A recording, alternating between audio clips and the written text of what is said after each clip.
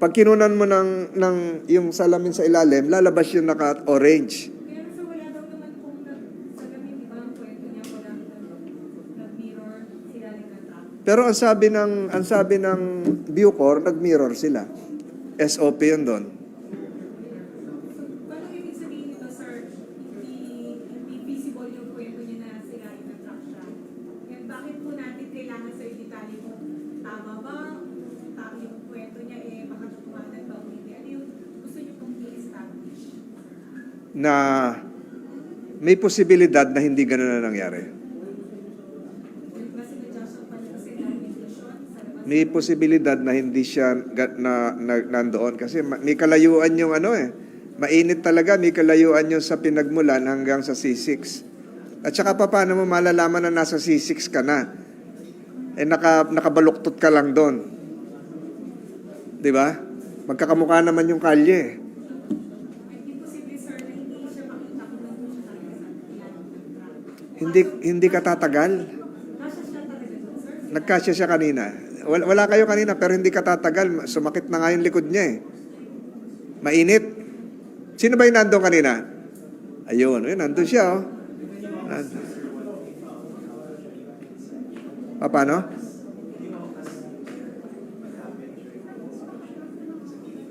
Maraming parang Hollywood, parang Bollywood,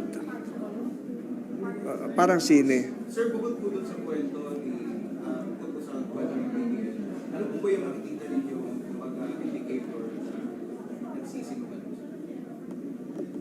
Hindi nagja-jibe yung Nandun naman kayo, hindi nagja-jibe yung motibo niya sa risk na ginawa niya. Yung motibo lang niya, sangayon sa kanya, ay bored siya. Bored siya. Nabuburyong siya. Kaya siya, ang laki ng risk. Ang laki ng risk. Ngayon, ang sinasabi niya, marami na raw nagbabanta sa buhay niya. Yun yung kapalit nung freedom from boredom. Di ba? Parang hindi mo against human nature yon. Bakit daw po siya pinagbabantaan? Marami nangyari na kasi ngayon eh. Maraming mga privileges na wala, giniba na yung mga kubol. Okay, because... Kung nandun kayo kanina, wala kayo doon kanina eh. Hinihintay ko yung kayo kanina doon eh. Sir, sa ibang Ayun, Pwede mag-shift lang dito kay LV. LV. Ano yung kasi kanya-kanya may mga polygraph test na pwede acceptable sa court. Pero sir, ano yung nakikita yung direction? Ano yung mga kailangan talagang improve sa bahay? Yung kanina nabanggit ko, yung JMC, tama yung JMC 15.05. Sabi ko, inamin naman ng DSW, Dole, na hindi na na-activate yung interagency. May interagency eh. DILG, PNP, Dole, DSWD. Sinasama ko ngayon ng CHR para regularly malaman kung sino yung subject to abuse, sino yung nagbabiolate sa kasambahay law, sino hindi nagre-register, etc. etc. Medyo nagkalimutan na yung maganda yung circular dati noong 2015. Nagkalimutan na, nagkabulagaan kanina eh. Hindi nga alam nga ng mga bagong opisyal. Pero ang PNP, may datos sila. Ano yung, sir, yung mag-asawa, basta text message lang na excuse yung binigay. Next time, ang sabi niyo mga kanina, isa sa pina na sila. Yes. They will not attend. Ano yung magiging repercussion? May coercion na yan. We will use the coercive subpoena powers of the Senate. Pero bukas may hearing eh. Hindi ko alam kung dadalo sila. Kasi kung sinasabi nilang hypertensive sila ngayon, baka bukas dadalo na sila sa piskalya. May hearing na bukas. So may mga consequences na yon. Pero yung follow-up hearing niyo, sir, dito sa OPI, Baka next week. Tingnan ko yung schedule. Kasi hinihintay ko rin yung Board of Inquiry ng Bucor tungkol naman doon sa Kataroha na palabas na rin. Ano po yung nakikita niyong legislation na kailangan? Kataroha, LB, saan? LB. Tapusin mo na lang, sir. Sa taas, siguro taasan yung penalty at saka siguro, yan tama yung sinabi kanina na may hotline na rin yung mga kasambahay Sino hindi siya sumweldo ng simula 2017? Hanggang ngayon? Kahit piso? Nasa batas yung registration eh. Nandun yun sa batas. Nasa batas. Sabi ng DSWD, kailangan daw mag-orientation uli yung mga kapitan. So, tama lang itong parating na barangay election. Pagkatapos siguro, kasama yun dun sa training kit na ito yung role nyo sa ganito. Pero yung barangay chairman, sir, dahil dun sa failure niya to bladder, may liability. Meron. Nandun sa batas. Nasa batas. Nasa, yes. And then to maintain a database. Nasa batas. Pero sabi niya parang Meron. Nagre-register lahat ng kasambahay sa barangay ninyo. Pero di ba sabi niya kanina ang excuse niya, hindi nila na-check kasi wala silang sasakyan. Yung mga gano'n, yung lack of resources, legitimate reason. Hindi, pero mukhang maliit na barangay lang yon. Mukhang maliit lang. Hindi naman kalakihan siguro ang barangay yon sa ano. So, hindi excuse yun.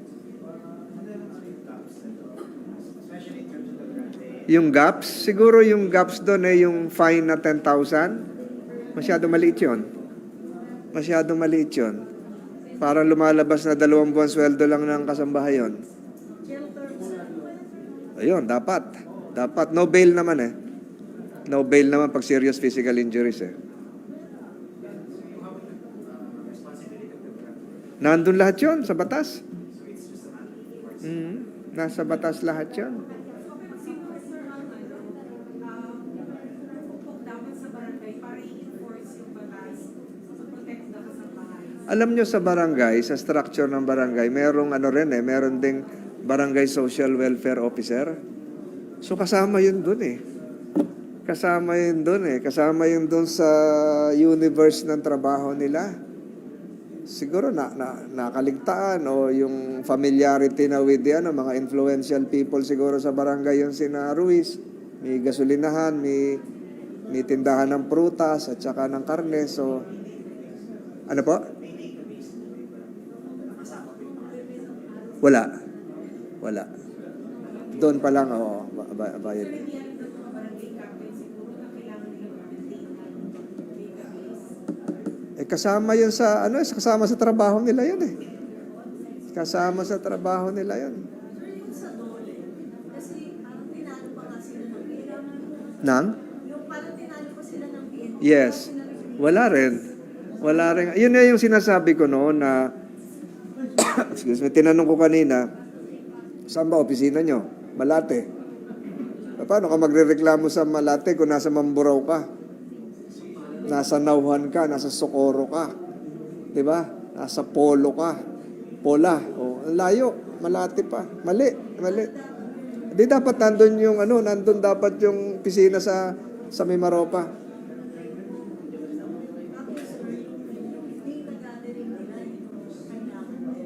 Yes. Yung mga social welfare officer ng munisipyo, barangay, dapat updated. Pero walang excuse eh. Hindi excuse yung COVID.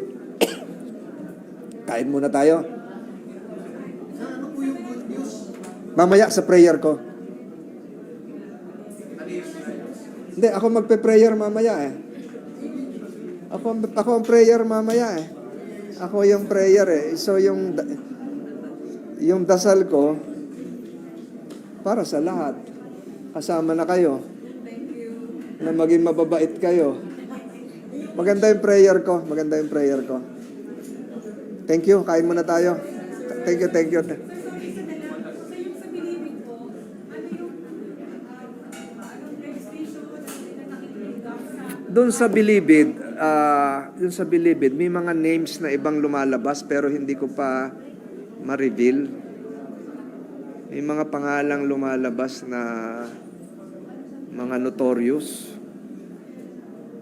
Matakot. May mga notorious nga mga pangalan eh.